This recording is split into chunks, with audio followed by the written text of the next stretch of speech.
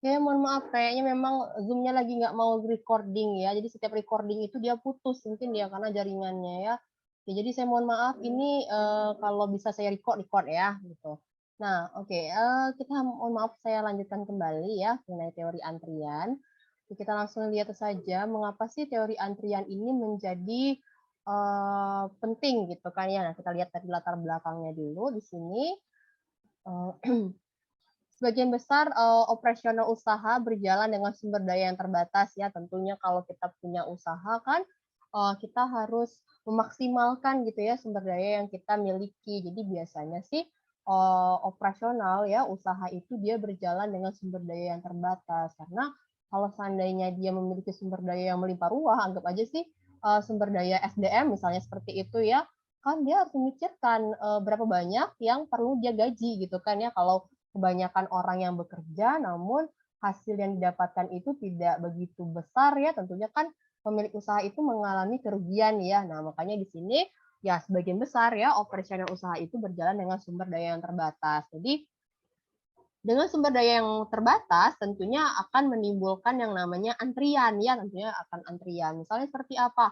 Misalnya kayak di KFC ya, KFC. Misalnya kita memiliki, misalnya apa ya, misalnya kasir atau yang tempat meja-meja yang tempat, kita pesan itu ya, itu kan terbatas ya misalnya seperti itu. Kalau kayak di mana tuh, di Trona tuh saya lihat ya, KFC itu paling ya ada 2 ya, ada 2 mejanya. Nah, seperti itu. Jadi kalau seandainya dia bikin 5, nah tentunya saja, si pemilik usaha KFC ini, dia bakal rugi gitu kan ya, karena mungkin saja orang yang datang ke KFC di Trona mungkin tidak terlalu banyak. Kemudian kalau seandainya dia memiliki meja meja pesan tempat kita pesan itu ya, misalnya 5 ya gitu kan, mungkin terjadi pemborosan misalnya, tidak begitu efektif gitu kan ya. Jadi pemilik usahanya itu bakal rugi gitu karena dia akan menggaji orang lebih banyak seperti itu, sementara orang yang membeli itu tidak begitu banyak. Nah, sehingga makanya di sini kita perlu ya, mengetahui apakah sumber daya yang kita miliki itu, sudah ini enggak ya gitu kan ya, sudah optimal atau tidak ya, seperti itu. Jadi, sebagian besar operasional usaha itu dia berjalan dengan sumber daya yang terbatas, sehingga menyebabkan adanya, antrian gitu. Nah, masalah yang ditimbulkan karena antrian, yang pertama itu ada yang namanya pemborosan ya, yang kedua ketidaknyamanan, yang ketiga munculnya biaya. Oke, benar ya. Jadi, misalnya ketika kita memiliki sumber daya yang terbatas ya, jadi akan menimbulkan antrian. Contohnya pada tadi ya gerai KFC tadi misalnya ada, meja adalah biaya yang muncul karena harus menyediakan fasilitas pelayanan ya, tentunya misalnya kalau seandainya munculnya antrian, berarti kita harus menyediakan apa ya, misalnya menyediakan tempat duduk yang banyak ya, tentunya itu akan, menimbulkan biaya juga kan. Nah, biaya tidak langsung itu berarti, biaya yang timbul karena orang harus mengantri ya, orang harus mengantri atau menunggu untuk dilayani. Contoh misalnya kayak abang Gojek ya, kita sering kan pesan GoFood seperti itu. Nah, abang GoFood misalnya kita suruh ngantri di apalah ya, tempat yang agak-agak agak-agak ramean, misal KFC lagi ya. Nah, misalnya kita mau pesan GoFood di abang Gojek ya, dia itu harus ngantri. Nah, tentunya dengan lamanya abang Gojek tadi ngantri, yang harusnya dia bisa mendapatkan orderan lain lagi gitu kan ya, tapi dia harus mengantri lama. Nah, tentunya ini akan, menyebabkan biaya ya, jadi biaya yang timbul karena harus mengantri atau menunggu untuk dilayani, yang seharusnya abang Gojek itu bisa mendapatkan, order yang lain, tapi dia tidak bisa mendapatkan order yang lain karena dia harus mengantri. Ya, jadi di sini antrian tadi dapat menyebabkan pemborosan ya, yang kedua tidak nyamanan, yang ketiga adalah munculnya biaya ya, biaya langsung maupun biaya tidak langsung. Nah, teori antrian ini dikenalkan ya oleh Erlang namanya, jadi makanya ada teori Erlang. Dikenalkan oleh Erlang tahun ya baru abad-abad 19 baru awal ya, masih Perang Dunia gitu. Jadi saya suka salut gitu, yang orang-orang seperti ini bisa menemukan teori-teori ya, di tengah-tengah perang dunia. Nah, ini perang dunia kedua. Oke ya, nah ini tadi latar belakang mengenai, teori antrian ya, jadi ini sangat penting sekali bagi pemilik usaha ya untuk mengoptimalkan sumber daya yang dia miliki. Jadi jangan sampai kita itu ya misalnya pemilik usaha dia itu malah rugi gitu kan. Misalnya dia sumber dayanya berlebih, misal seperti itu, sementara orang yang datang itu tidak terlalu banyak. Nah, itu juga perlu dipikirkan ya, supaya dia tidak merugi gitu. Nah, kita langsung masuk aja mengenai teori antriannya ya. Nah, ini contoh ya. Sorry, ini suara saya masih begini ya. Contoh antrian. Nah, ini contoh antrian ya. Misalnya di kayak lap pesawat. Jadi di sini ada namanya input ya atau masukan. Kemudian di sini ada sistem, ada garis tunggu atau antrian. Kemudian di sini ada fasilitas dan di sini ada outputnya apa ya. Nah, kita ambil aja contoh yang sering banget kita alami ya, sering kita alami. Misalnya di sini ada contoh kayak kita ke bank ya, kita ke bank, misalnya kita mau nyetor duit atau ambil duit ya. Nah, di sini inputannya adalah nasabah datang ya. Nasabah datang, kemudian sistemnya apa? Sistemnya itu adalah bank ya. Adalah bank. Kemudian antriannya apa gitu kan ya? Antriannya itu adalah nasabah ya, adalah orang-orang yang mengantri. Oke. Fasilitasnya apa? Fasilitasnya itu adalah kasir. Nah, kemudian outputnya adalah nasabah pulang. Jadi kebayang ya sistem antrian di bank ya, sudah pernah. Jadi masukannya, inputannya apa? Nasabahnya datang, gitu kan. Sistemnya apa? Sistem keseluruhannya itu adalah di dalam bank. Kemudian antriannya apa? Antriannya itu adalah nasabah-nasabah yang mengantri ya. Kemudian fasilitasnya apa? Fasilitasnya itu adalah kasir gitu kan, kasir yang menyelesaikan antrian tadi. Kemudian keluarannya apa? Karena keluarannya itu adalah nasabah pulangnya seperti itu. Oke, nah contoh lagi misalnya kayak car wash ya, car wash atau tempat cuci mobil. Mungkin yang sudah pernah bawa mobil mungkin ke car wash kebayang ya, antrian mobil misalnya kita masukannya mobil datang, kemudian sistemnya apa? Sistemnya itu adalah seluruhannya itu adalah pencucian mobil ya. Nah, kemudian apa yang mengantri? Yang mengantri itu adalah mobil ya, yang mengantri untuk dicuci ya, antrian cuci. Kemudian fasilitasnya apa? Tempat pencucian mobil. Outputnya apa? Mobilnya pergi ya seperti ini. Jadi ini adalah contoh antrian ya. Nah, misalnya contoh lagi nih, registrasi mahasiswa. Sudah pernah ya registrasi mahasiswa di BAK. Bayang lah ya, antriannya seperti apa. Jadi di sini inputannya mahasiswa datang, ya, nih mahasiswa datang. Kemudian sistemnya apa? Sistemnya itu adalah registrasi. Jadi proses registrasi mahasiswa ya. Kemudian apa garis tunggunya? Ya, mahasiswa yang mengantri. Nah, ini garis tunggunya itu adalah mahasiswa yang mengantri. Fasilitasnya apa? Ya, fasilitasnya itu adalah loket-loket ini ya, loket-loket registrasi. Outputnya apa? Outputnya adalah mahasiswanya pergi ya, udah dia udah selesai seperti itu. Nah, sama juga nih, waktu kita ke perpustakaan ya. Jadi inputannya apa? Inputannya adalah pengunjung datang ke perpustakaan. Sistemnya apa? Ya, sistemnya itu adalah perpustakaan. Apa yang mengantri? Misalnya kayak kita mau minjem buku ya, kan ngantri tuh. Nah, yang mengantri itu adalah anggota perpustakaan yang mengantri untuk misalnya mau membalikin buku atau mau pinjam buku ya, seperti itu. Oke, fasilitasnya apa? Fasilitasnya adalah ya pegawai ini, loket-loket pegawai perpustakaan gitu. Kemudian outputnya apa? Adalah outputnya pergi. Nah, ini mungkin seperti perpustakaan juga perlu diperhatikan ya, apakah meja-meja pegawai perpustakaan yang menghandle untuk peminjaman dan pembalikan buku itu sudah optimal atau belum gitu ya? Takutnya terjadi penumpukan ya, penumpukan antrian mahasiswa yang tentunya itu menjadi tidak nyaman gitu. Atau misalnya kebanyakan pegawai perpustakaannya, sementara mahasiswa yang datang itu sedikit, jadi terjadinya idle ya, idle. Jadi dia gabut istilahnya ya, gaji buta aja seperti itu. Jadi itulah yang perlu kita pelajari ya, apakah sumber daya yang kita miliki ini apakah dia terlalu sedikit sehingga terjadinya penumpukan atau terlalu banyak sehingga dia idle ya, gabut gitu istilahnya, gaji buta. Seperti itu ya. Oke ya, ini adalah contoh antrian ya, kebayang ya. Contoh antrian yang sering kita hadapi dalam kehidupan kita. Oke, kita lihat lagi nih.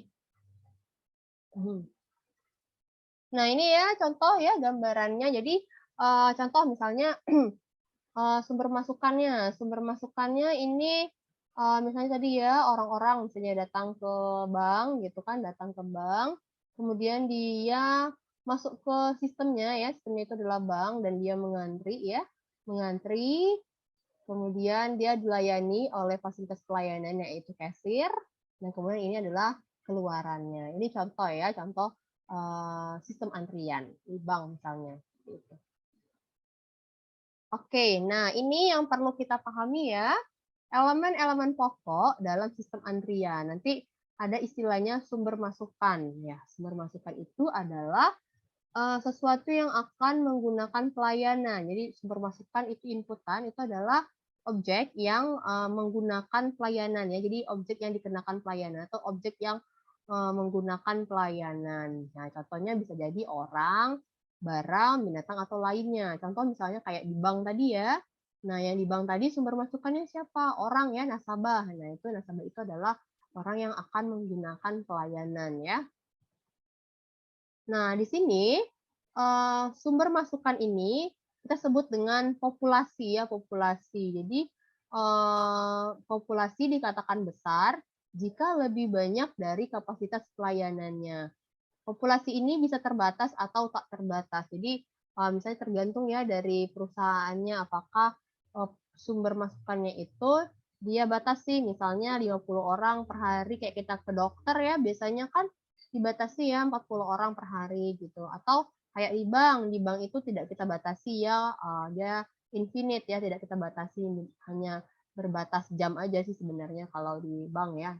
Nah, kemudian pola kedatangannya. Nah, ini juga perlu kita perhatikan pola kedatangan. Misalnya, apakah pola kedatangannya itu konstan, misalnya tiap berapa menit sekali, misalnya anggap aja ya, tiap 5 menit sekali itu ada yang datang gitu. Atau pola kedatangannya itu acak gitu ya, acak jadi kita tidak bisa mengestimasi gitu kan ya. Orang ini datangnya berapa menit sekali, nggak tahu. Nah, jadi di sini kita bisa menggunakan pola kedatangannya itu dengan menggunakan namanya distribusi Poisson ya. Ini tulisannya Poisson, tapi kalau bacanya orang Prancis ya, namanya Poisson ini orang ya, orang yang menemukan distribusi dan statistik ini kalau dalam bahasa Prancis ini kita sebut Poisson ya, tapi tulisannya Poisson. Jadi pola kedatangan itu bisa saja dia konstan, misalnya kayak kalau kita lihat misalnya 5 menit sekali atau 3 menit sekali gitu kan ya. Atau pola kedatangannya itu acak gitu ya, acak. Tidak bisa kita tentukan berapa menit sekali. Jadi kita bisa gunakan yang namanya distribusi Poisson. Jadi di Poisson ini dia sudah menciptakan suatu ini ya distribusi. Jadi kita mengikuti pola distribusinya. Jadi di sini kita menggunakan pola kedatangannya itu menggunakan distribusi Poisson. Mungkin yang masih bertanya-tanya mengenai distribusi Poisson mungkin bisa baca lebih lanjut ya. Ini materi-materi mahasiswa statistik ya, mahasiswa statistik gitu mengenai distribusi Poisson. Nah, kalau kita mahasiswa sistem informasi ya kita cukup gunakan saja ya, kita cukup gunakan saja distribusi Poisson ini. Oke, kemudian ada lagi yang namanya waktu antar kedatangannya. Waktu antar kedatangan ini dia mengikuti yang namanya distribusi eksponensial ya. Nah, oke, nah kemudian yang ketiga itu adalah disiplin antrian. Artinya bagaimana dia dilayani ya. Jadi keputusan dia dilayani itu seperti apa? Apakah first come first serve atau last come first serve gitu kan. Jadi ini disiplin antrian itu adalah mekanisme atau pedoman ya, pedoman dia itu dilayani. Apakah yang datang duluan dia diservis duluan atau yang datang terakhir diservis duluan seperti itu ya. Jadi di sini disiplin antriannya dia bisa menggunakan first come first serve artinya yang datang duluan dilayani atau last come first serve. Jadi yang datang terakhir dilayani duluan yang nggak enak ya. Nah, jadi ini contoh ini ya contoh disiplin antriannya. Kemudian panjangnya antrian. Jadi panjang antriannya itu ya terbatas dan tidak terbatas ya tergantung dari sistem antrian yang ada. Kemudian yang kelima, tingkat pelayanan. Nah, tingkat pelayanan ini adalah waktu yang digunakan untuk melayani setiap individu dalam sistem. Jadi, tingkat pelayanan itu adalah waktu yang digunakan oleh si pemilik sistem ini untuk melayani setiap individu. Contoh seperti di bank. Di bank itu ya, ini tingkat pelayanan itu adalah waktu yang digunakan oleh si kasir ya untuk melayani nasabah gitu. Jadi biasanya di sini tingkat pelayanannya itu mengikuti distribusi Poisson ya.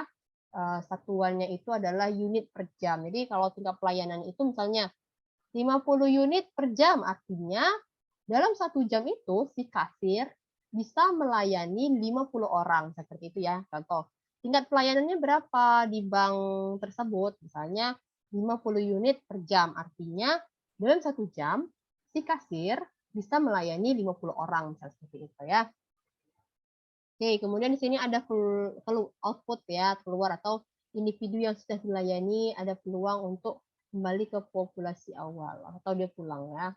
Nah, ini struktur antrian ya, contoh-contoh struktur antrian. Nah, misalnya di sini ada yang namanya single channel, single phase ya. Ini sistem antrian single channel, single phase. Di mana nih ada simbol M ya. M itu adalah antriannya. M ini adalah antriannya. S itu adalah fasilitas pelayanan ya. Nah, ini M ini adalah antrian, S itu adalah fasilitas pelayanan. Jadi di sini single channel, single phase. Single channel, single phase. Jadi pastinya cuma satu. Contoh ya, misalnya yang menggunakan single channel, single phase, apa misalnya kayak ke klinik ya, ke klinik dokter yang masih, sebenarnya kliniknya tuh kayak masih sederhana gitu, kayak di dokter keluarga itu kan antriannya cuma satu ya, jadi dokternya satu, antriannya satu. Maksudnya dokter fasilitasnya cuma satu, baris antriannya cuma satu ya, seperti itu. Contohnya di dokter keluarga misalnya di klinik yang masih belum terlalu gede gitu kan ya. Jadi antriannya cuma satu baris aja, kemudian sistem antrian yang melayaninya cuma satu aja. Contohnya kayak di kayak di klinik dokter yang masih sederhana, atau kayak di kantin lah ya, kayak kantin FST gitu kan, misalnya kita belanja di kantin Bude yang mana gitu kan. Nah, yang mana fasilitas melayani cuma satu orang yang melayani, kemudian line antriannya cuma satu baris antrian. Nah, contoh struktur antrian single channel, single phase ya. Kemudian ada lagi yang namanya single channel, multi phase. Single channel, multi phase. Nah, ini contohnya kayak apa ya? Kayak di mana ya contohnya? Kayak saya bayangin dulu contohnya. Kayak kita berobat rumah sakit lah ya. Kayak kita berobat rumah sakit itu kan di awal kan kita proses administrasi dulu ya. Proses administrasi. Kan pokoknya barisnya kan cuma satu orang itu ya. Kalau saya gambarkan seperti ini. Kayak gitu, mungkin ada yang udah pernah berobat di rumah sakit ya. Misalnya nih orang datang ya, anggap aja lah ini orang-orang datang kan. Nah, kemudian dia daftar ke sini ya, daftar administrasi dulu ya, misalnya menunjukkan kartu BPJS atau apalah ya, misalnya rekam medisnya di sini ya. Kemudian udah nih dia mengantri, kemudian ada lagi kan yang dari sini dia sudah melakukan ini ya, proses di sini. Oke, nah kemudian dia ke sini lagi kan. Nah, selanjutnya dia ngantri kemana lagi? Ngantri ke biasanya kan tempat perawat ya, ngecek-ngecek tensi, ngecek berat badan, tinggi badan, detak jantung ya, misalnya di tempat perawatnya nih. Nah, ini. Nah, ini yang namanya single channel multi phase. Ya, ini namanya single channel multi phase, artinya antriannya itu cuma satu baris itu aja, kayak gitu. Baris itu aja ya antriannya, phase-nya, fasenya banyak gitu. Fasenya banyak. Misalnya awalnya dia ada tempat administrasi gitu kan. Habis itu dia ngantri lagi tempat habis dari administrasi dia ngantri lagi ke tempat perawat gitu ya. Habis itu dari tempat perawat dia ngantri lagi gitu kan baru ini ruangan dokter. Nah, ini contoh single channel multi phase. Phase-nya itu banyak, fasenya itu banyak ya, fasenya. Gitu. Ya, itu rekan-rekan tadi contoh itu struktur antriannya. Nih ya. Oke, selanjutnya oke ya. Ada yang lagi namanya multi channel ya. Multi channel single phase. Multi channel single phase. Nah, ada yang bisa nyebutin contoh untuk multi channel single phase. Nah, ini artinya kalau multi channel single phase, phase yang dilalui itu cuma satu kali, tapi antriannya bisa ada cabang gitu. Nah, ini bisa kalian ini nggak apa kasih contoh gitu, kasih contoh multi channel single phase yang pernah dirasakan gitu kan, multi channel single phase. Ini artinya single phase itu fasenya cuma satu, tapi antriannya itu bisa ada cabang. Gimana? Coba, silakan. Kira-kira di mana nemu-nemu kayak gini? Restoran fast food, Bu. Restoran fast food, bener ya. Jadi awalnya kita ngantri satu dulu, terus kita bisa cabang dua. Misalnya kayak di KFC ya, kayak di KFC kan kasirnya ada dua ya, kasir apa sih namanya, tempat ambil meja ini ya, meja pelayanan itu kan ada dua ya. Nah, misalnya seperti itu. Jadi kita awalnya kita ngantri satu, awal itu kita bercabang gitu ya, bercabang. Jadi misalnya si pelayannya bilang, kak boleh di sini kak. Nah, itu kan jadi kalau saya gambarkan seperti ini ya, ketika kita di tempat tadi ya dibilang di fast food ya di sini misalnya kan gini ya. Awalnya tuh kita ngantrinya segini ya, habis itu kita bisa bercabang ya, bisa ke sini jadinya seperti itu. Nah, ini contoh ya multi channel single phase. Jadi fase yang dilalui itu cuman ya ini ya, multi channel nih, channelnya ada dua channelnya nih, ada dua channel ya, artinya di sini ada antriannya itu bisa bercabang dua ya. Fase yang dilalui cuma sekali ya, fase ya. Fase yang dilalui cuma sekali, yaitu fase kita ngambil makanan itu. Nah, ini contoh dari multi channel single phase ya. Kemudian multi channel multi phase. Kayak gimana ya kalau kita lihat multi channel multi phase, misalnya kayak atau saya contohin lagi kayak di rumah sakit yang gede ya, rumah sakit yang gede gitu kan, rumah sakit yang gede anggap aja lah rumah sakit Mataher ya. Saya pernah mengalaminya di sana, mengantri ya. Misalnya kayak di rumah sakit Mataher, ini anggap aja di antrian. Ini adalah meja ini ya, loket-loket administrasi ya, loket-loket administrasi. Ya, loket-loket administrasi atau kayak jangan maksud mungkin yang kayak di Tresia, saya juga pernah di Tresia. Nah, ini loket-loket kita administrasi ya. Jadi ini adalah loket-loket administrasi awal ya, administrasi. Oke, mungkin kita antri ya, kita bisa antri di sini. Nah, ya, ini antrian kita. Kemudian setelah kita dilayani di administrasi, kita ini lagi ya, misalnya proses selanjutnya adalah pengecekan kondisi, misalnya kayak tadi tensi, berat badan gitu kan, detak jantung. Misalnya ini adalah tempat perawat. Nah, ini. Ini contoh dari multi channel, multi phase. Artinya di sini line antriannya itu bisa ada bercabang ya. Line antriannya di sini bisa bercabang. Kemudian di sini phase yang dilalui juga ada banyak fase yang dilewati. Nah, ini contoh multi channel, multi phase ya. Misalnya kayak di antrian rumah sakit yang besar seperti itu ya. Itu tadi yang udah kebayang ya, mengenai struktur-struktur antrian. Jadi ada single channel, single phase, di mana satu line antrian, satu juga fase yang dilewatin. Kalau single channel multi phase, artinya satu line antrian, tapi fase yang dilewatin itu banyak ya, seperti itu. Contohnya kayak apa ya, kayak di rumah sakit, tapi antriannya cuma satu, misalnya kayak rumah sakitnya kecil, seperti itu. Nah, kemudian yang contoh lagi multi channel single phase, artinya antriannya itu bisa bercabang, tapi fase yang dilewatin itu cuma satu. Contohnya kayak di restoran fast food ya, kita meja yang disediakan itu ada 2 misalnya, jadi line antriannya bisa bercabang seperti itu.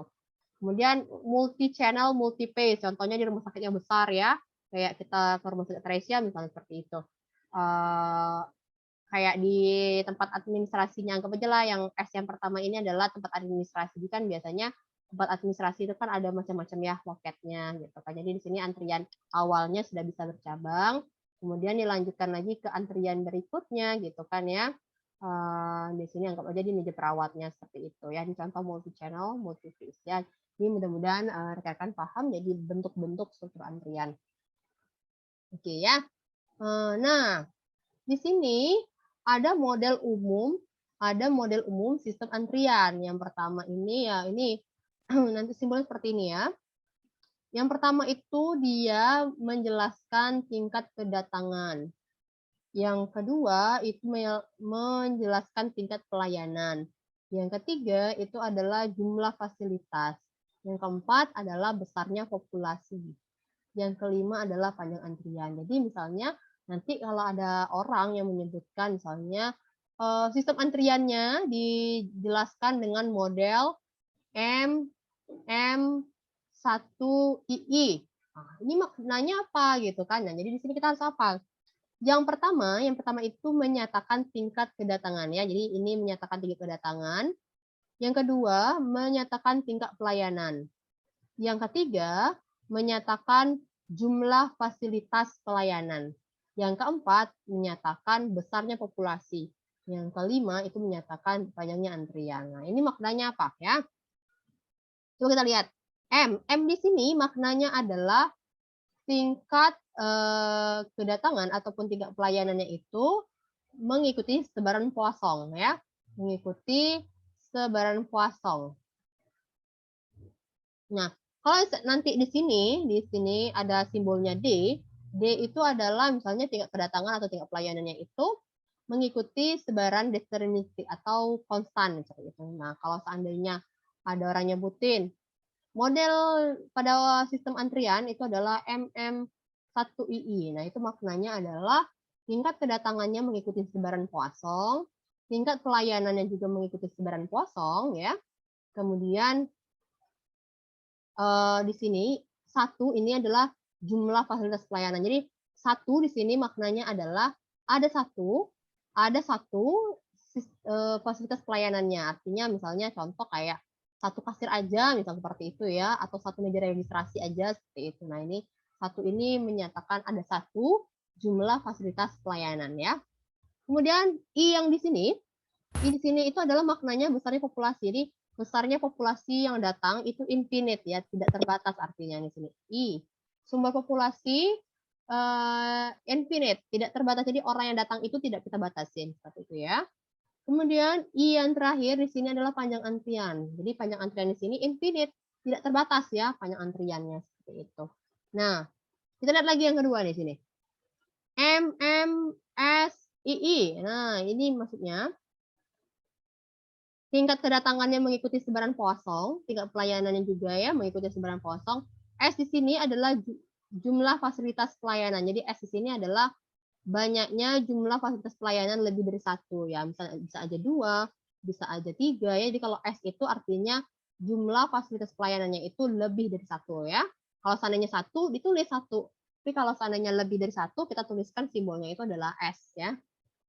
Kemudian di sini besarnya populasi I ya infinite, kemudian panjangnya antrian juga infinite ya. Nah ini yang ketiga kita lihat lagi contoh ya. Tingkat kedatangannya mengikuti sebaran Poisson ya M. Tingkat pelayanan juga mengikuti sebaran Poisson. jumlah fasilitas pelayanannya adalah 1 ya, di sini ada 1 nih, berarti jumlah fasilitas pelayanannya adalah 1. Kemudian besarnya populasinya I, berarti besarnya populasinya itu infinite ya, tidak terbatas orang yang datang. Nah, panjangnya antrian finite. Finite artinya terbatas. Nah, jadi di sini panjangnya antrian simbolnya F. F itu adalah artinya finite ya. Jadi panjang antriannya itu terbatas. Oke ya, rekan-rekan. Nah, itu mohon dipahami simbol-simbol dari model umum sistem antrian. Ya ingat aja M. M itu adalah mengikuti sebaran kosong. Kalau di depan ini apa? Oh, depan ini menunjukkan tingkat kedatangan. Yang nomor 2, tingkat pelayanan. Yang ketiga adalah jumlah fasilitas pelayanan. Yang keempat itu adalah besarnya populasi. Yang kelima adalah panjangnya antrian. Jadi tergantung. Misalnya kalau di sini, oh ini tingkat kedatangannya mengikuti sebaran kosong. Ini juga nih tingkat pelayanannya mengikuti sebaran kosong. Jumlah fasilitasnya sini simbolnya S. S itu maknanya adalah jumlah fasilitasnya lebih dari 1 gitu ya. Oke, ini besarnya populasi I. Oh, artinya yang datang itu infinite, tidak terbatas gitu ya. Yang ini panjangnya antrian I infinite. Oh, berarti panjangnya antrian ini adalah infinite, tidak terbatas ya. Ya. Oke, nah ini notasi dalam sistem antrian ya. Nah, ini mungkin agak-agak ribet dikit, tapi ya bisa ya. Oke, di sini kita ada simbol notasinya lambda. Oke, lambda ya, di sini lambda. Lambda itu menunjukkan tingkat kedatangan ya. Jadi lambda itu menunjukkan tingkat kedatangan rata-rata. Di sini satuannya itu adalah unit per jam. Nah, misalnya kita punya misalnya lambda sama dengan 50 orang per jam ya. Lambda sama dengan 50 orang per jam. Itu artinya tingkat kedatangannya itu adalah 50 orang per jam ya. Tingkat kedatangannya itu adalah 50 orang per jam. Oke. Kemudian di sini ada 1 per lambda. 1 per lambda itu maknanya adalah waktu antar kedatangan rata-rata. Jadi antar orang itu berapa sih ini ya kedatangannya. Jadi 1 per lambda itu adalah waktu antar kedatangan rata-rata. Jadi satuannya itu adalah jam per unit ya. Jadi antar orang, jadi antar orang itu berapa sih waktu kedatangannya ya gitu. Kemudian di sini ada mu. Mu itu adalah tingkat pelayanan rata-rata ya. Jadi mu itu tingkat pelayanan rata-rata. Misalnya orang bilang mu tingkat pelayanan rata-rata itu adalah 40 unit per jam atau 40 orang per jam. Artinya yang bisa dilayani dalam 1 jam itu ada 40 orang ya. Seperti itu. 1 per mu, waktu pelayanan rata-rata. Jadi satu orang itu bisa dilayani itu berapa jam gitu ya. Kemudian di sini ada standar deviasi ya, ini juga N. N itu adalah jumlah individu dalam sistem pada suatu waktu ya. Jadi dalam satu kurun waktu itu ada berapa individu sih di dalam sistem tersebut, misalnya ada berapa orang ya. Kemudian NQ itu adalah jumlah individu dalam antrian. Jadi di sini kita akan membedakan ya dalam antrian maupun dalam sistem gitu. Jadi nanti kita tahu orang banyaknya individu dalam antrian itu berapa gitu kan. Kemudian NTT ya. Jadi di sini adalah banyaknya individu total ya. Jadi dalam antrian maupun dalam fasilitas pelayanan. Oke. TQ, T itu waktu ya. TQ gitu. Jadi waktu rata-rata dalam antrian. TT, waktu rata-rata dalam sistem total ya. Oke. Nah, tadi S itu adalah simbol untuk banyaknya fasilitas pelayanan ya. P itu tingkat kegunaan atau utility-nya ya, tingkat kegunaan. Misalnya kalau ada orang bilang, berapa sih tingkat kegunaannya? Tingkat kegunaannya itu adalah 80%. Artinya dalam satu waktu bisa melayani 80% gitu kan. Nah, 20%-nya adalah idle ya. Idle artinya menganggur seperti itu. Jadi Yang paling bagus itu apa? Yang paling bagus itu adalah tingkat kegunaannya adalah 100% ya, tidak ada waktu yang ideal seperti itu. Oke, kemudian di sini ada PN ya, probabilitas atau peluang jumlah individu dalam sistem. P0, P0 itu adalah peluang tidak ada individu dalam sistem ya. PW ya, jadi peluang dalam antrian ya. Jadi berapa sih peluang dia ada dalam ya, berapa sih peluang 3 orang dalam antrian misal seperti itu. Nah, ini PW itu adalah peluang menunggu dalam antrian ya. Oke ya. Kita lihat ya contoh. Nah, contoh ini yang paling sederhana ya. Ini adalah paling sederhana. Contohnya ini adalah untuk single channel, single phase ya. Single channel, single phase. Nah, misalnya seperti ini. Kita di sini memiliki model antrian yaitu MM1II ya, yang dimana artinya di sini model waktu kedatangan ya mengikuti sebaran kosong, waktu pelayanan mengikuti sebaran kosong ya, di mana jumlah fasilitas pelayanannya di sini cuma 1 ya. Kemudian populasinya infinite, artinya orang yang datang itu tidak terbatas ya. Kemudian juga panjang antriannya itu juga tidak terbatas. Bagaimana kita menggambarkannya? Nah, ini ya, menggambarkan nih. Yang pertama, ini ada populasi ya, ada populasi yang datang, mengikuti sebaran kosong. Nah, kemudian itu adalah infinite ya. Jadi populasi yang datang itu sumbernya tak terbatas. Kemudian ada antrian nih, kan tadi ya sistem dari antrian itu kan ada orang datang, kemudian dia mengikuti line antrian ya. Nah, di sini antriannya itu mengikuti sebaran kosong ya, di mana orang yang ngantri itu ya dia infinite ya, tidak terbatas antriannya. Nih. Oke, di sini adalah populasi yang mana sumbernya itu tak terbatas, kemudian dia ini mengikuti sistem antriannya itu adalah mengikuti distribusi Poisson ya. Kemudian di sini panjangnya antrian ya. Panjangnya antrian ini mengikuti panjangnya antrian ini dia tak terbatas ya, infinite. Kemudian dia mengikuti disiplin first come first serve, artinya yang datang duluan dilayani seperti itu ya. Kemudian di sini fasilitas pelayanan. Fasilitas pelayanannya itu cuma 1 ya. Fasilitas pelayanannya itu cuma 1. Nah, ini 1. Makanya kita menggambarkannya di sini adalah single channel, single phase ya. Karena kan di sini antrian pelayanannya cuma 1 gitu. Fasilitas pelayanannya cuma 1 ya. Ini tingkat pelayanannya Poisson ya. Jadi mana di fasilitas pelayanannya itu tingkat pelayan atau waktu pelayanan ya. Waktu pelayanannya itu dia mengikuti sebaran Poisson ya di sini. Oke, kemudian keluar. Nah, di sini sistem model antrian. Jadi setiap sistem model antrian dia itu memiliki rumus yang berbeda ya untuk kita menghitung misalnya berapa banyak orang di dalam populasi gitu kan ya. Terus berapa banyak orang dalam populasi? Berapa banyak orang dalam antrian ya? Nih, NQ. Berapa banyak orang dalam antrian?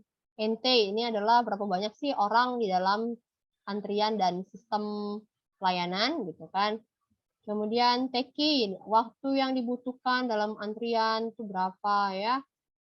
Waktu total berapa? Kemudian utility atau kebergunaan sistem ini tuh berapa gitu. Kemudian kita menghitung peluangnya seperti itu. Jadi setiap model antrian itu memiliki rumus yang berbeda-beda ya.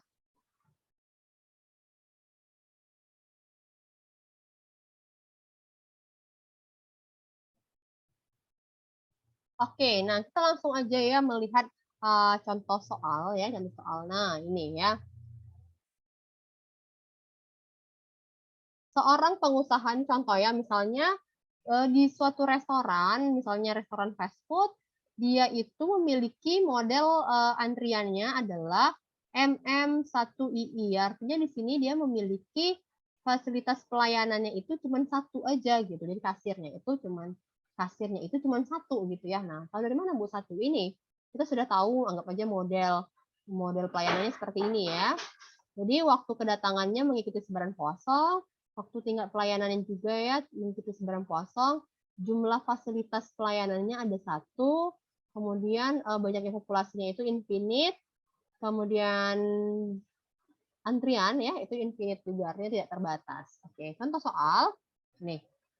Seorang pengusaha restoran mulai merasakan antrian yang terlalu panjang ya. Jadi anggap aja saya sebagai pengusaha KFC gitu kan ya, saya tuh merasakan antriannya itu sudah terlalu panjang. Misalnya saya itu memiliki hanya satu kasir aja, satu meja aja. Satu meja, kalau kita di KFC kan kita take away ya, kita ngambil sendiri gitu. Misalnya kita cuma punya satu kasir aja, misal seperti itu ya. Nah, jadi saya sudah merasakan antrian di restoran saya itu sudah terlalu panjang ya.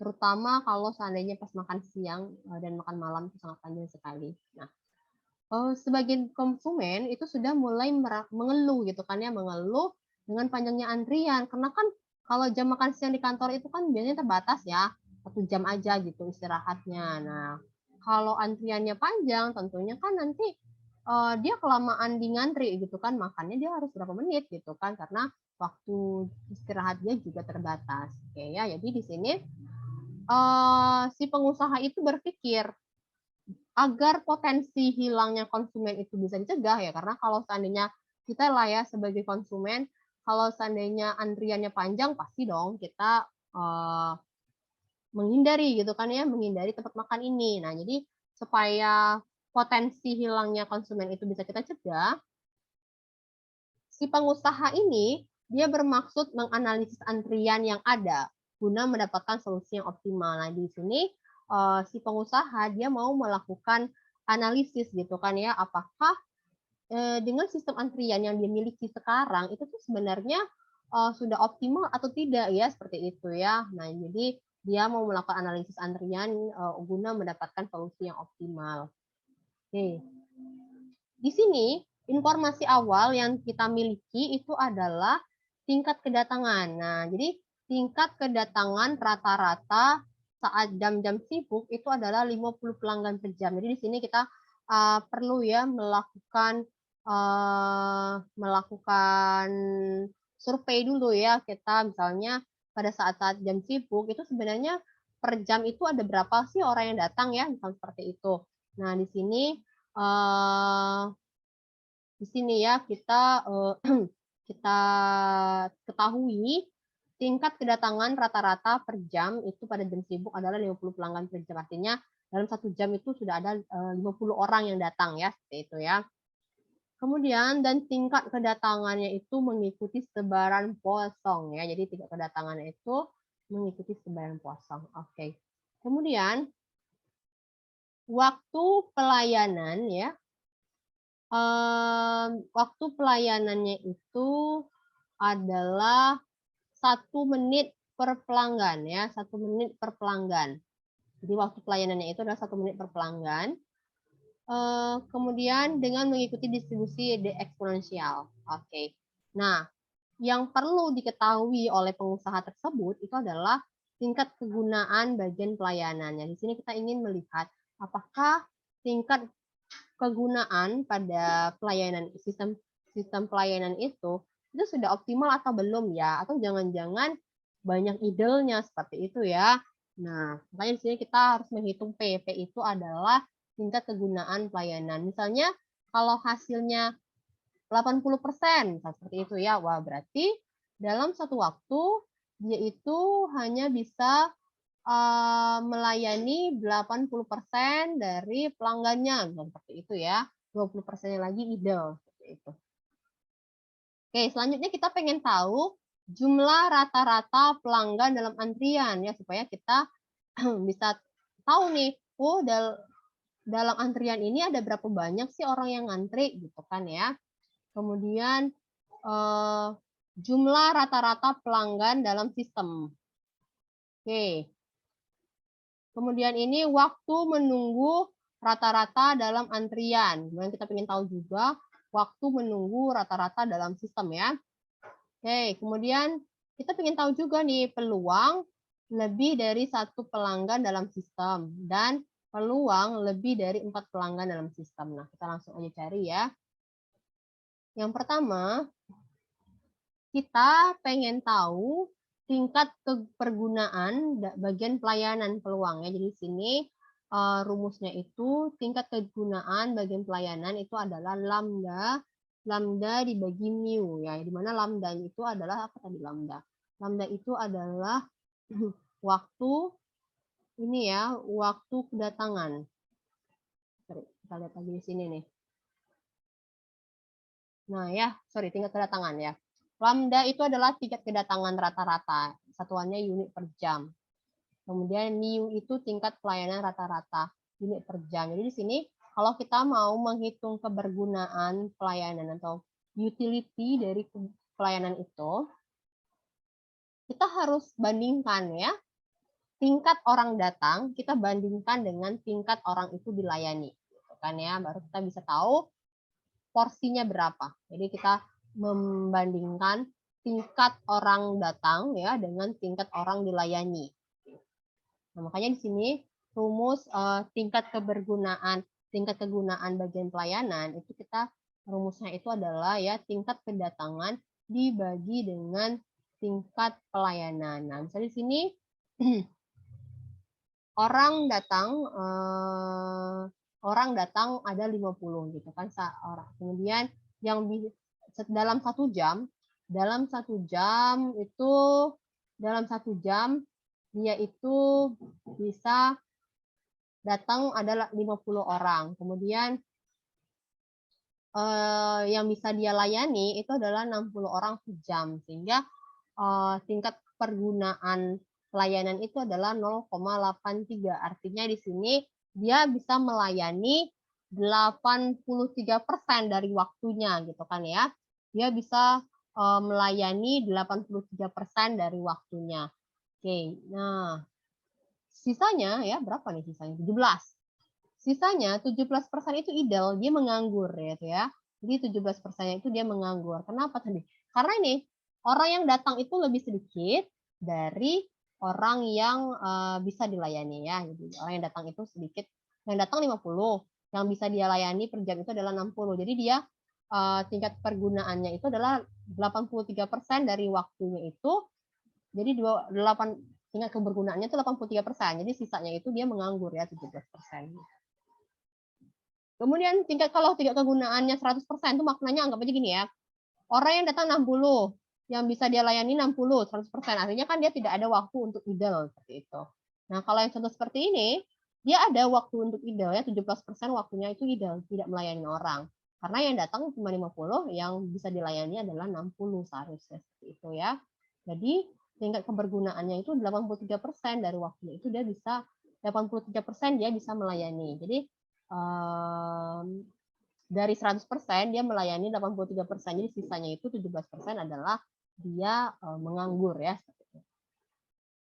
Kemudian kita mau menghitung jumlah rata-rata pelanggan dalam antrian ya di sini. Jumlah rata-rata pelanggan dalam antrian di sini simbolnya NQ ya. Nah, ini rumusnya adalah lambda kuadrat per mu kali mu kurang lambda. Oke. Nanti kalau pas ujian ya saya tidak memaksakan kalian untuk hafal ini ya, karena kan kalau ujiannya boleh buka ini ya, buka materi ya. Jadi ini tidak perlu kalian hafalin rumusnya, tapi dipahami gitu ya. Apa maknanya ini untuk apa?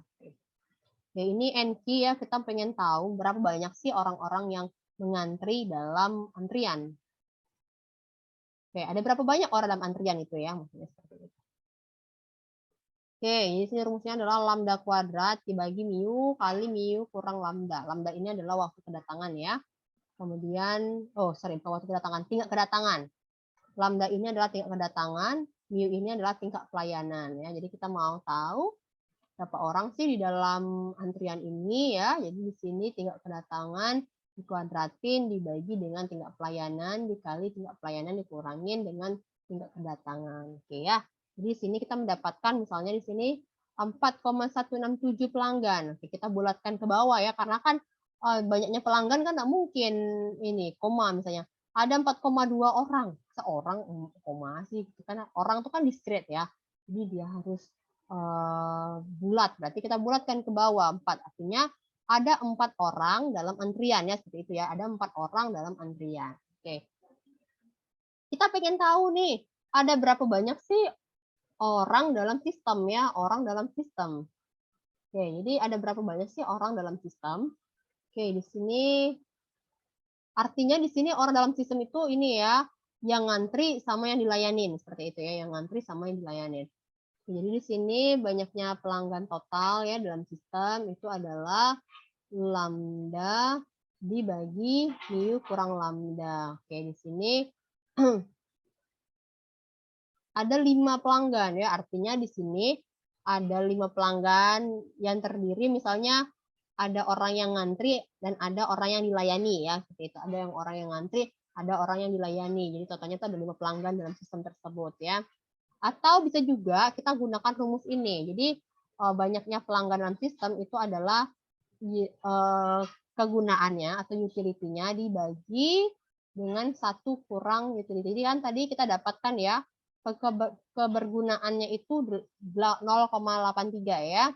Nah, jadi di sini kita pengen tahu berapa banyak sih rata-rata pelanggan dalam sistem. Jadi di sini rumusnya bisa banyaknya pelanggan, kebergunaan dibagi dengan 1 kurang kebergunaannya. Jadi sini tadi kita punya ya tingkat kebergunaannya itu 0,83 ya. Oke, jadi di sini 0,83 dibagi dengan 1 kurang 0,83. Ini sama ya, hasilnya 5 ya. Jadi di sini kita ketahui bahwa banyaknya orang dalam sistem itu ada 5. Artinya 5 ini ya, ada orang yang entah 4 dalam antrian, 1 dalam fasilitas pelayanan seperti itu ya. Jadi total dalam sistem itu ada 5 kayak gitu. Total di dalam sistem itu ada 5 ya. Mungkin saja 4 orang yang ngantri, 1 orang yang dilayani seperti itu ya. Oke, selanjutnya kita pengen tahu berapa lama sih ya waktu menunggu rata-rata dalam antrian. Jadi menunggu dalam antrian itu rata-rata berapa lama ya seperti itu. Jadi di sini rumusnya TEKI atau WC, kita gunakan TEKI aja ya. Kan biasanya rumus waktu itu adalah T ya. TEKI artinya di sini waktu menunggu dalam antrian ya. Ini kan Q ya, artinya antrian. Jadi di sini TEKI itu sama dengan lambda dibagi dengan mu kali mu kurang lambda ya. Jadi di sini 0,083 jam. Nah, jadi kalau pakai satuan jam kan kita agak ini ya, nggak tahu 0,083 jam, nggak kebayang ya berapa. Jadi kita ubah aja dalam menit. Jadi di sini kita ketahui 0,083 jam itu sama dengan 5 menit ya. Jadi di sini kita ketahui bahwa waktu menunggu dalam antrian itu ya sekitar 5 menit seperti itu. Waktu menunggu rata-rata dalam sistem atau waktu total ya. Jadi dia dalam antrian dan dia dilayani ya seperti itu. Jadi di sini rumusnya itu ya 1 per mu kurang lambda. Jadi di sini 1 per tingkat pelayanan dikurangi dengan tingkat kedatangan ya. Jadi di sini 1 per 60 kurang 50 seperti itu. Jadi 0,1 jam atau 6 menit ya. Artinya di sini di dalam sistem itu kita ada 6 menit ya. Misalnya 5 menit menunggu, 1 menit dilayani seperti itu ya. Oke, kemudian kita mencari peluang ya. Peluang kemungkinan akan lebih dari 1 pelanggan dalam sistem dan akan lebih 4 pelanggan dalam sistem. Nah, di sini rumusnya itu adalah ini ya. Nah, misalnya ada lebih dari 1 orang dalam sistem. Nah, sehingga di sini kita rumusnya seperti ini. 1 dikurangin dengan P0. P0 itu adalah tidak ada orang dalam sistem ya, P0. Tambah P1. P1 itu ada 1 orang dalam sistem gitu. Nah, kalau kita pengen tahu berapa banyak peluang lebih dari satu orang. Lebih satu orang itu kan bisa 2, bisa 3, bisa 4, bisa 1000 ya, bisa seperti itu. Jadi rumusnya itu adalah, kan kalau yang namanya peluang itu kan maksimum 1 ya, maksimum 1 kan. Nah, jadi di sini peluang kita tahu ada lebih dari satu pelanggan dalam sistem itu adalah peluang maksimumnya kan 1 ya. 1 dikurangin dengan peluang tidak ada orang dalam sistem ditambah peluang hanya ada satu orang dalam sistem seperti itu. Nah, bagaimana kalau kita mau menghitung peluang 4 orang dalam, jadi peluang lebih nih ya, peluang lebih dari 4 pelanggan dalam sistem. Nah, kan 4 orang pelanggan dalam sistem itu kan lebih, itu kan bisa 5, bisa 6, bisa 7, bisa 1000 ya, bisa 2000. Nah, makanya di sini peluangnya itu adalah, kan peluang maksimum yang kita punya kan, kalau peluang itu kan maksimumnya 1 ya. Jadi di sini 1 dikurang peluang tidak ada orang ditambah dengan peluang ada satu orang ditambah dengan peluang 2 orang, ditambah peluang 3 orang, ditambah dengan peluang 4 orang. Nah, jadi kalau kita mau mencari peluang lebih dari 4 orang, berarti kita harus ini ya, kita cari ini dulu. Kita cari dulu jumlah peluang kalau 0 orang berapa, kalau ada 1 orang berapa, peluang kalau ada 2 orang berapa, peluang dari kalau ada 3 orang berapa gitu ya. Peluang dari ada 4 orang berapa. Kemudian kita kurangi dengan 1 karena pertanyaan ini adalah berapa peluang kalau lebih dari 4 orang gitu kan ya. Jadi peluang maksimum dikurangi dengan peluang kalau ada 0 orang ditambah dengan peluang 1 orang ditambah dengan peluang 3 orang ditambah dengan peluang 4 orang seperti itu. Nah, ini contoh ya. Tadi kita sudah tahu ya, tadi kan rumusnya kebergunaan itu ini ya. Lambda per mu gitu. Jadi kita tahu bahwa lambdanya tadi 50, mu-nya 60 ya, jadi 0,83. Jadi di sini rumusnya itu peluang ini rumusnya ini ya. Nah, ini 1 dikurang lambda per mu dikali lambda per mu pangkat n gitu ya. Nah, kita mau cari peluang nggak ada orang ketika peluang ketika tidak ada orang dalam sistem ya. Jadi di sini 1 dikurang lambda per mu dikali lambda per mu pangkat n. N-nya kan 0. Oke, di sini sudah kita dapatkan. Oke, kemudian kita cari lagi nih.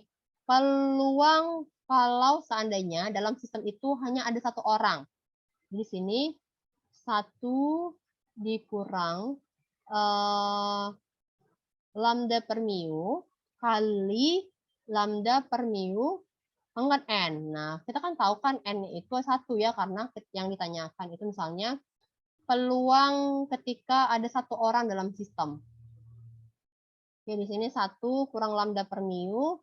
Oke, jadi di sini lambda per mu-nya nilainya 0,83 dikali 0,83 pangkat 1. Dan begitu juga ya kalau kita mau cari peluang ketika ada 2 orang dalam sistem, peluang 3 orang dalam sistem, ini juga ya peluang 4 orang dalam sistem. Nah, pertanyaannya itu adalah ini, berapa banyak sih, berapa peluang, berapa kemungkinan akan lebih 1 pelanggan dalam sistem. Nah, pertanyaan kita ini, peluang n besar dari 1 ya. Jadi di sini 1 dikurang peluang n-nya kecil sama dengan 1. Oke ya. Jadi di sini 1 ini kita kurangin dengan, di sini kan peluang tidak ada orang berapa? 0,16 ya di sini. Peluang kalau tidak ada orang 0,16. Peluang ketika ada 1 orang berapa? 0,13. Jadi kita tambahkan di sini. Ini rumusnya 1 dikurang peluang ketika n-nya itu kecil atau sama dengan 1 ya.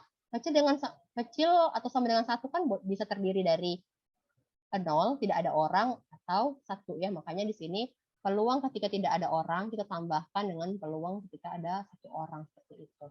Tambahkan ya, kemudian kita kurangkan dengan peluang maksimumnya itu adalah 1. Hasilnya itu adalah 0,694 atau 69%. Nah, di sini artinya peluang akan lebih dari 1 orang dalam sistem itu adalah 69 orang, seperti itu ya. Nah, ketika kita ditanyakan lagi seperti ini, berapa sih peluang lebih dari 4 orang dalam sistem? Oke, ini sorry ya, dia salah tulis nih, harusnya di sini N besar dari 4 di sini ya. Peluang N besar dari 4, artinya di sini berapa sih peluang ada lebih 4 pelanggan dalam sistem. Jadi di sini N artinya N besar dari 4 ya di sini. Oke, sama dengan 1 dikurang P N kecil sama dengan 4. Ini sorry ya, ini salah dia nih.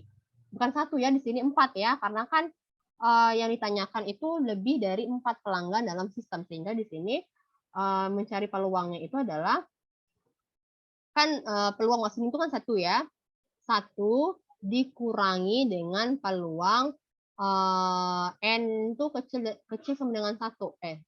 Kecil sama dengan 4 ya. Artinya di sini N kecil sama dengan 4 artinya ketika ada peluang 0, peluang 1, peluang 2, peluang 3, peluang 4 gitu ya. Artinya peluang 0 itu tidak ada orang dalam sistem. Peluang 1 artinya ada 1 orang dalam sistem ya gitu. Peluang 2 artinya ada 2 orang dalam sistem. Peluang 3 ada 3 orang dalam sistem. Peluang 4 gitu kan ada 4 orang dalam sistem. Nah, ketika kita ditanya berapa banyak sih orang berapa banyak sih kemungkinan atau peluang lebih dari 4 pelanggan dalam sistem. Nah, jadi sini rumusnya adalah 1 dikurangi dengan peluang ya nih. P0 tambah P1 tambah P2 tambah P3 tambah P4 ya, seperti itu. Nah, ini kita jumlahin nih. P0, P1, P2, P3, P4 ini. Ya, nah kita dapat jawaban ada 59,83% ini 59,83% lebih dari 4 pelanggan dalam sistem. Jadi kemungkinan ada lebih dari 4 pelanggan dalam sistem itu sekitar 59,83%. Gitu ya. Lumayan besar ya. Peluang terdapat lebih dari 4 pelanggan dalam sistem itu adalah 59,83%, seperti itu ya. Nah, kita lihat lagi contoh soal yang lain. Sorry, saya mau kasih challenge aja ya. Saya mau kasih challenge aja. Ini buat kalian kalau seandainya ditanya seperti ini. Kalau ditanya berapa sih peluang ada lebih dari 5 atau lebih dari agak gede dikit lah ya. Berapa sih peluang? Nah ini. Berapa sih peluang lebih dari 6 pelanggan di dalam sistem?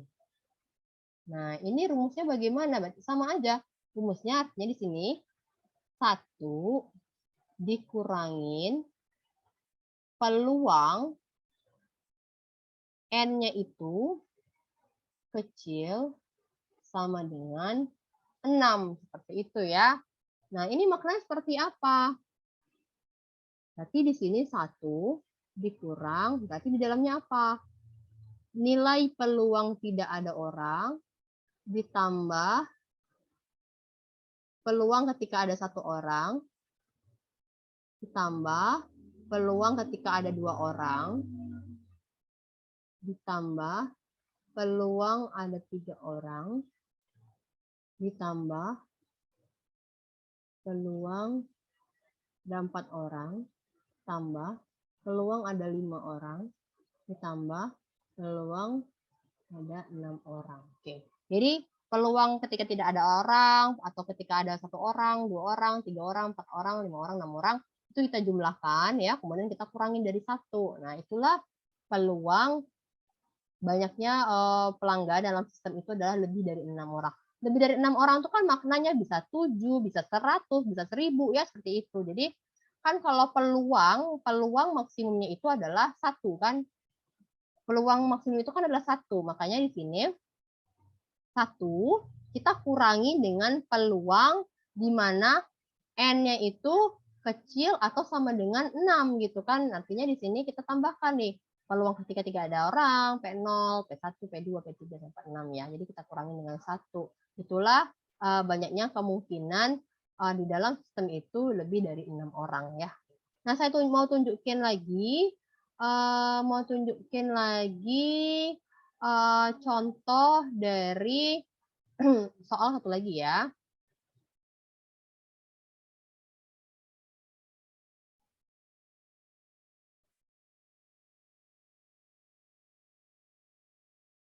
Oke, ini sedikit silakan kalian baca-baca ya materinya. Ini saya mau tunjukkan lagi satu lagi ini. Itu soal ya, ini contoh soal. Nih, contoh soal. Tingkat kedatangan pelanggan pada Exismart itu adalah 10 orang per 15 menit. Ya, 10 orang per 15 menit. Oke. Sedangkan pelayanannya memerlukan waktu rata-rata 50 orang per jam. Artinya dalam 1 jam bisa dia layani itu adalah 50 orang. Nah, kalau di sini waktu kedatangannya, tingkat kedatangannya artinya setiap 15 menit itu ada 10 orang. Nah, tingkat pelayanannya adalah 50 orang per jam. Artinya di sini dia itu bisa melayani 50 orang dalam setiap jam ya.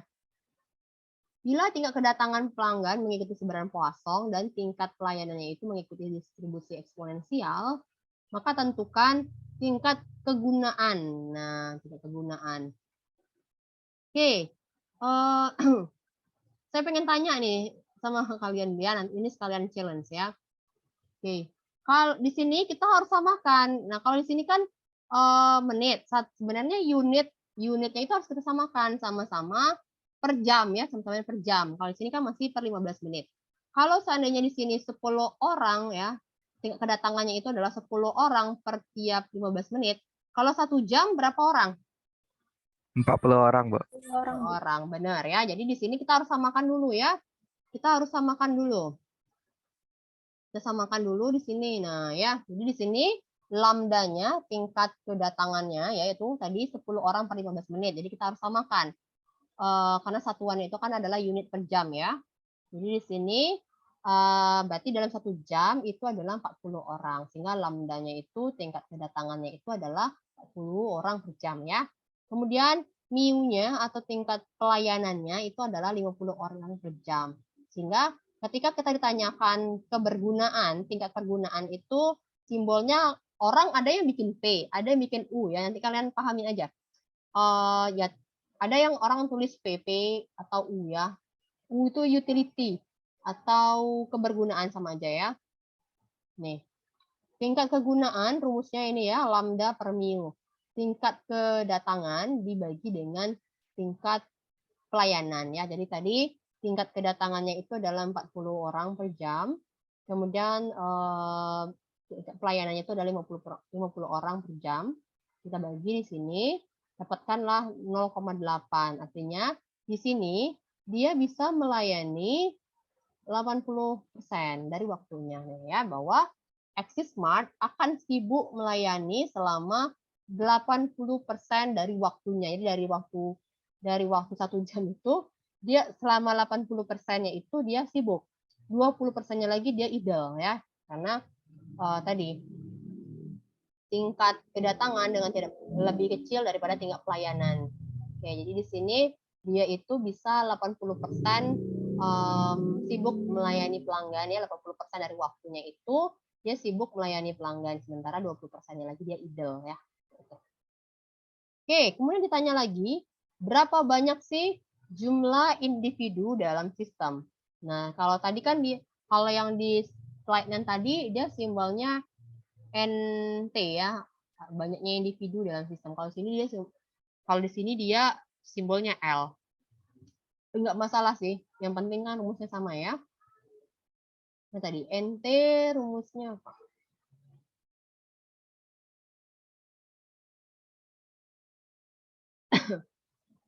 Nih ya, NT. Lambda dibagi mu kurang lambda. Benar ya, di sini sama ya. Lambda per mu kurang lambda. Jadi, banyaknya individu rata-rata dalam sistem itu ada misalnya nih. Tadi kan lambdanya tingkat kedatangannya 40 dibagi dengan tingkat pelayanannya itu 50 dikurangi 40 ya. Di sini ada 4 orang. Artinya angka 4 menunjukkan bahwa pegawai dapat mengharapkan 4 pelanggan yang berada dalam sistemnya. Jadi ada 4 pelanggan dalam sistem. Rata-ratanya ada 4 pelanggan dalam sistem ya. Kemudian ditanya banyaknya individu dalam antrian ya. Jadi di sini rumusnya tadi kalau di slide tadi satu lagi simbolnya NQ ya. Banyaknya individu dalam queue ya, dalam antrian. Atau di sini LQ ya, sama aja sih. Yang penting ini ya, rumusnya ini. Rumusnya lambda kuadrat dibagi dengan mu kali mu kurang lambda ya. Sama ya nih. Ya.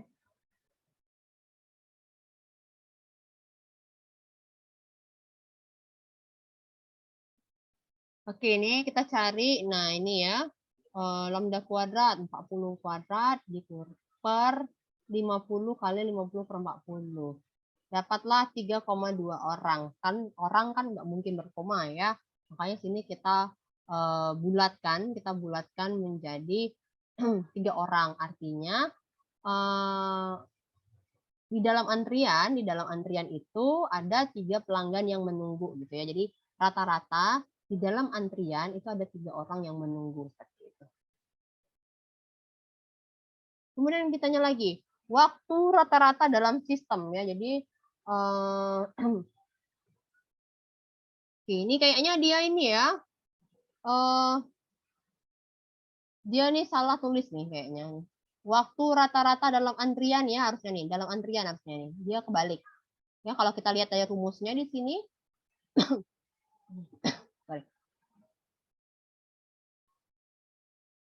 Kalau di sini sih kalau kita lihat ya di sini kita lihat ya waktu waktu dalam antrian lambda dibagi mu kali mu kurang lambda. Oke, ini adalah dalam antrian ya. Ini dia salah tulis nih, harusnya yang ini tuh dalam antrian ya, dalam antrian ya. Oke, jadi jangan salah ya. Ini dalam antrian ya, salah deh nih. Kita ikutin aja nih. Weki atau waktu dalam antrian itu sama dengan lambda per mu kali mu kurang lambda.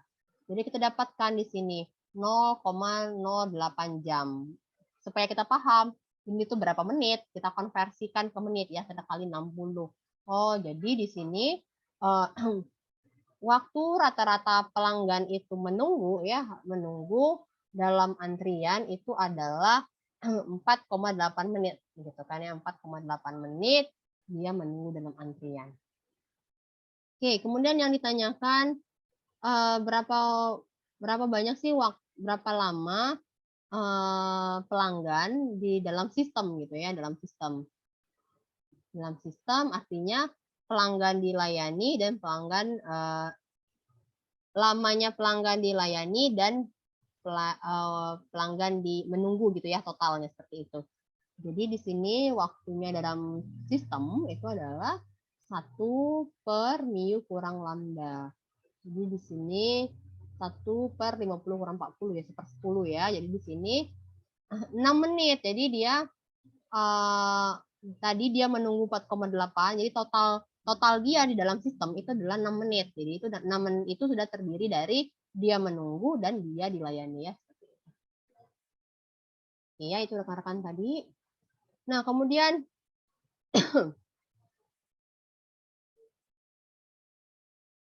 Pertanyaan berikutnya adalah peluang adanya pelanggan ke-20 dalam sistem. Peluang adanya pelanggan ke-20 dalam sistem.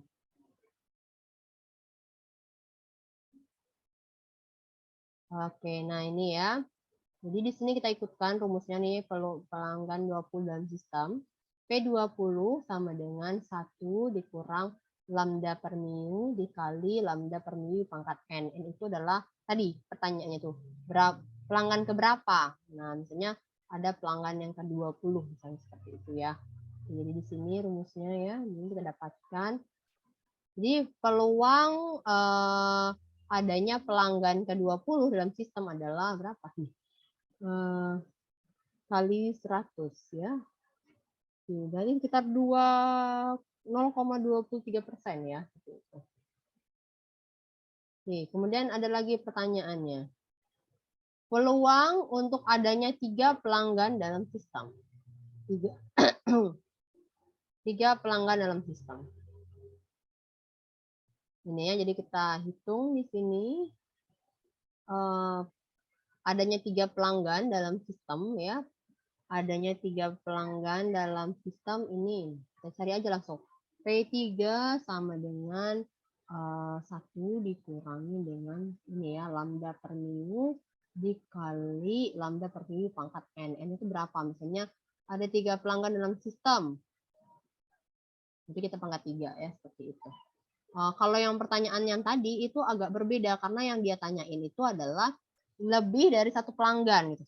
Lebih dari 1 pelanggan atau lebih dari 4 pelanggan gitu kan. Kalau lebih itu kan lebih dari 1 bisa 2, bisa 3, bisa 100, bisa 1000 gitu kan ya. Makanya rumusnya tadi di sini adalah ini peluang maksimum itu berapa? 1 gitu kan ya.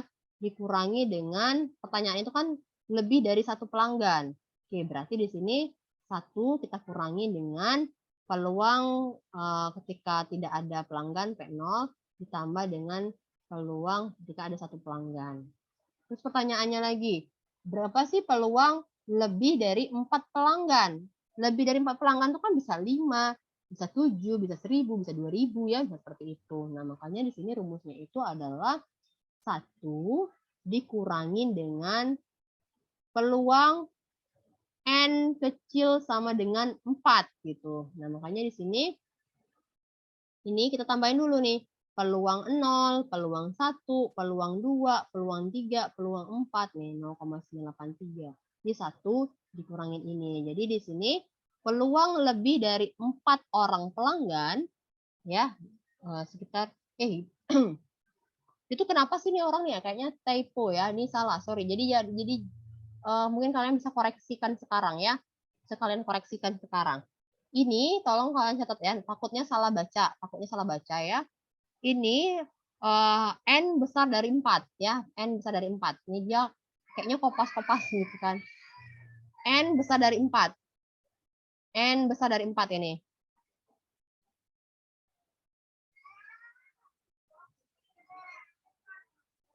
Besar dari 4 ini ya, besar dari 4. Kemudian ini 1 dikurangin dengan peluang N kecil dari 4. Ini bisa tolong diperbaiki. N kecil dari 4. Jadi di sini perlu kita tambah ini. N kecil dari 4. Ya. N kecil dari 4 berarti peluang 0, tambah peluang 1, tambah peluang 2, tambah peluang 3, tambah peluang 4. Gitu. Jadi artinya 0,983 ya. Ya. 1 dikurangin 0,983 sama dengan 0,4017 atau harusnya sih 40,17% gitu ya. Nah, ini tolong diperbaiki. Orangnya ngantuk nanti. Nah, ini. Ini tolong diperbaiki ya. Biar nanti kalian membacanya nggak salah-salah gitu. Jadi tolong diperbaiki. Nah, ini kasih note aja di catatannya ya. Ini berarti N peluang N lebih dari 4. Berarti sama dengan 1 dikurangin peluang N kecil sama dengan 4. Oke, ini juga tolong diperbaiki ya, biar nggak pusing bacanya. Ya. Nah, itu tadi yang buat single channel, single phase gitu. Nah, kalau kita memiliki bentuk model yang lain gitu, misal anggap aja single channel multi phase atau multi channel single phase itu berbeda ya. Nah, di sini saya mau menunjukkan yang contoh yang model ini ya. Nah, oke, kalau ini contoh apa nih?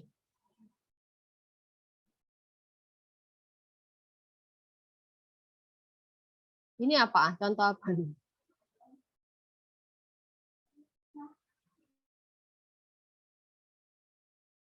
Ya, tunggu sebentar ya.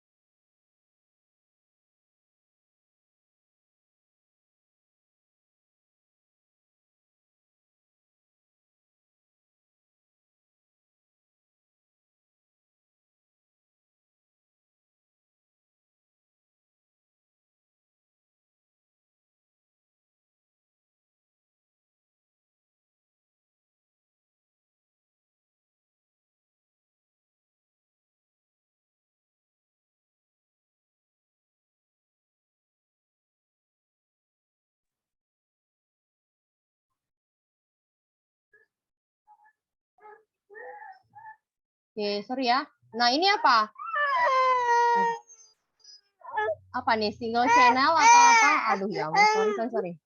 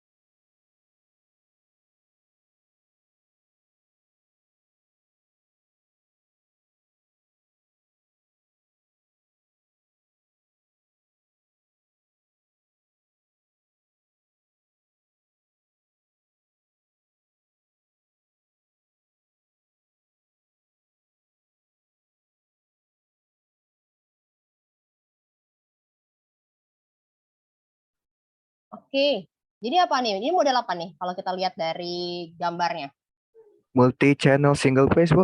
Oke, bener ya, multi channel single phase. Jadi channel atau antrian itu kan bisa kita ini ya cabangin gitu kan ya, karena dia itu memiliki tingkat pelayanannya itu ada dua. Jadi di sini kita bikin apa istilahnya nih, paralel ya. Nah, jadi di sini paralel tuh serisi seperti ini.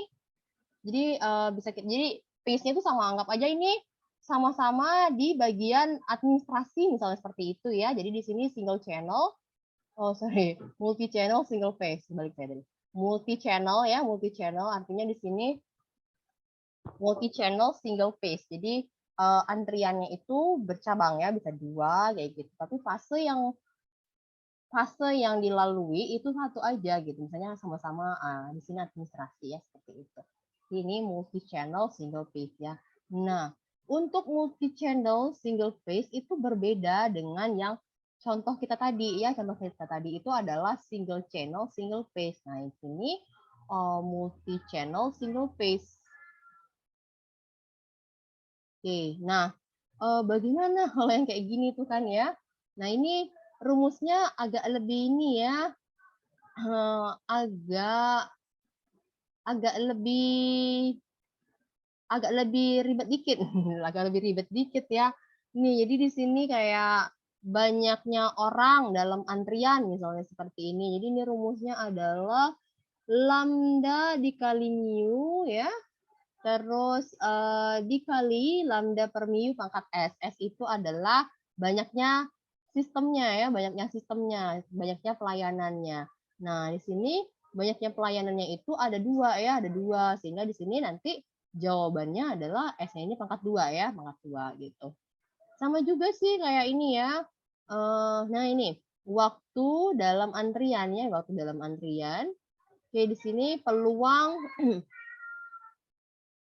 ketika tidak ada orang dibagi tingkat pelayanan kali S. S itu adalah banyaknya ini ya, banyaknya ini sistemnya, banyaknya sistem pelayanannya ini ya, dikali dengan sistem di faktorial ya seperti ini. Jadi ingat aja SS ini adalah banyaknya fasilitas pelayanannya ya, fasilitas pelayanannya ini.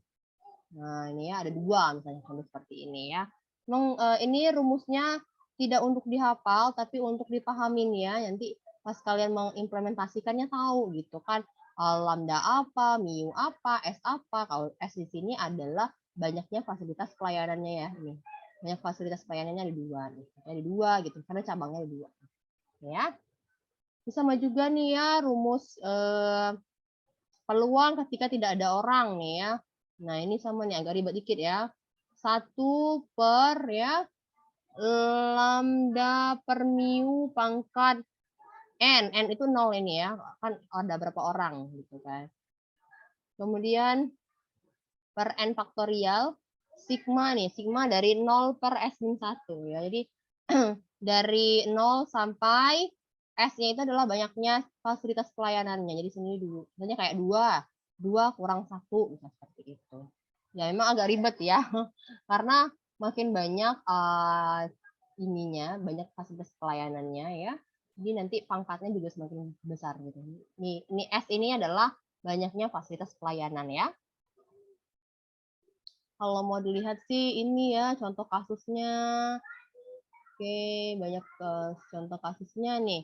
Nah, ini kita lihat di contoh kasusnya. Di sini berapa nih tingkat? Nih. Misalnya, oke, di sini contoh ya, mempekerjakan 3 orang karyawan tata usaha. Berarti ada 3 meja, misal seperti itu ya. Ada 3 kayak kita mau ngurusi administrasi gitu kan, ada 3 meja. Jadi bisa meja ke-1, bisa meja ke-2, bisa meja ke-3 ya, kayak di bank juga seperti itu. Nah, berarti sini pangkatnya itu adalah pangkat 3 di sini nih. S-nya berarti S-nya itu adalah pangkat 3 di sini ya. Karena tadi kita mempekerjakan ada 3 orang seperti itu ya. Ini banyak banget sih ya. Ada lagi nih model yang lain ya. Model yang lain, misalnya ketika kita memiliki antriannya itu finite yang terbatas ya. Finite. Nah, kalau yang finite itu beda lagi rumusnya. Jadi tolong kalian elaborasi ya, karena kalau kita bahas di kuliah itu kayaknya nggak cukup waktu kita ya. Atau minggu depan deh kita bahas lagi yang mengenai model yang lain yang tadi ya. Nah, sekarang yang sudah kita pahami betul itu mengenai yang bentuk single channel, single phase ya yang sudah kita lihat contoh soalnya tadi ya. Nah, ini minggu depan kita lihat lagi contoh soal yang lain ya, yang kayak multi channel single phase seperti itu ya. Nah, ini sini coba kita lihat lagi contoh soal yang lain.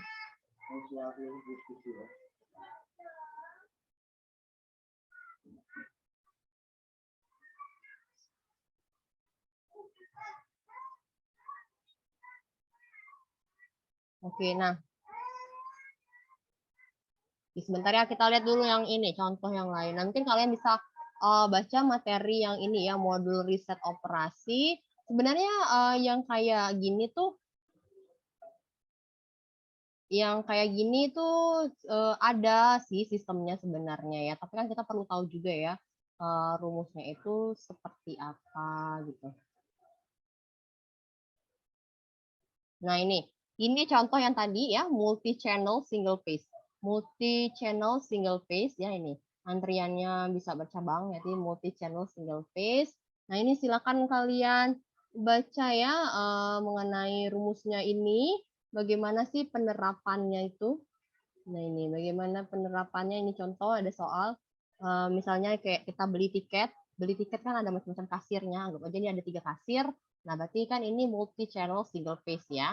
Nah ini contoh soal di halaman berapa nih, halaman 45 ya, di modul riset operasi. Di modul riset operasi silakan kalian baca di halaman 45 untuk lebih memahami mengenai contoh multi channel single phase ya, multi channel single phase. Nah ini contoh di kita beli tiket di misalnya di Istora Senayan seperti itu ya. Nah ini pertanyaannya ya, misalnya sudah kita ketahui bahwa tingkat pelayanannya itu adalah 50 orang per jam, kemudian tingkat kebergunaannya 70%, maka tingkat kedatangannya gimana ya? Kita cari aja nih ini rumusnya ya. Oke, jadi ini tolong dipahami, ini untuk materi minggu depan kita masih memahami mengenai teori antrian ya, karena teori antrian itu banyak sekali ya versi-versinya ya, model-modelnya sangat banyak dan antar model itu berbeda rumusnya. Jadi akan kita bahas ya. Jadi minggu depan kita akan bahas mengenai multi channel single phase. Nah, sementara yang telah kita pahami itu adalah single channel single phase ya. Jadi tolong dibaca kembali modulnya supaya minggu depan kita bisa lebih diskusi kita lebih nyambung lagi ya, seperti itu. Oke, karena waktunya udah jam 10 lewat ya, dan saya juga kayak perlu mau pergi gitu mengantar anak saya ke rumah sakit mau berobat. Jadi saya mohon maaf, saya tutup ini ya kuliahnya. Insya Allah minggu depan kita bisa agak lebih panjang lagi diskusi kita terkait teori antrian. Nah, untuk absennya nanti, mungkin saya akan buka pengumpulan screenshot itu ya, screenshot bukti kehadiran. Mungkin nanti siang akan saya buka di LMS. Jadi kalian persiapkan saja bukti kehadirannya. Yang belum screenshot bukti kehadiran juga sekarang ya silahkan. Nah biasa nanti saya isikan ini absennya secara manual nanti. Ya silakan ya sebelum ditutup. Oke, jangan lupa hari Rabu ya. Hari Rabu ikuti kuliah umum itu sebagai pertemuan yang ke-10 ya, supaya kita tidak hanya mengetahui secara teori saja ini riset operasi, tapi kita ketahui juga secara implementasi itu seperti apa sih riset operasi ya. Jadi jangan lupa datang hari Rabu tanggal 26 itu sebagai perkuliahan ke-10 kita ya, seperti itu. Oke, bagaimana? Sudah selesai semuanya screenshot bukti kehadiran?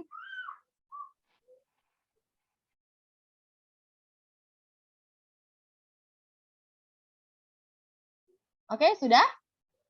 Karena akan saya tutup ini. Sudah, Bu. Oke, sudah ya. Oke.